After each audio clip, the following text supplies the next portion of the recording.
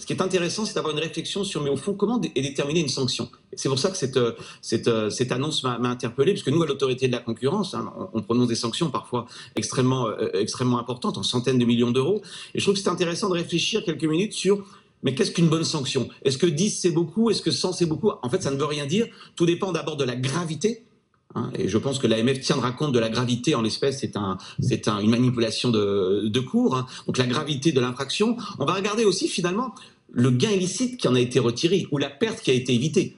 Il semblerait, si j'en crois les échos, mais ce sont des sources journalistiques, que la perte aurait pu atteindre 20 millions d'euros. Donc on voit qu'il y a une relation entre le quantum de la sanction et le quantum de l'infraction. Dit en d'autres termes, il faut que celui qui ait commis une infraction, on lui récupère à minima le gain illicite qu'il a pu acquérir. Et puis un troisième point sur lequel je voudrais insister, je suis allé regarder un petit peu les rapports de l'AMF, j'ai trouvé ça tout à fait passionnant. Et nous, à l'autorité de la concurrence, on a aussi une autre fonction, hein, c'est pas seulement, je dirais, de sanctionner celui qui enfreint la règle, c'est d'envoyer un message de dissuasion générale. Alors qu'est-ce que ça veut dire la dissuasion générale? Premièrement, les décisions sont publiques. Or, la publicité d'une décision, ça fait quand même très mal, notamment à la réputation d'une entreprise, vous le disiez Nicolas, surtout pour Morgan Stanley, acteur que tout le monde connaît, qui plus est acteur privilégié pour ces émissions, pour ces bons du Trésor. Et puis un autre point aussi extrêmement intéressant, dans l'effet dissuasif, au fond, il y a une théorie très économique qui est derrière tout ça.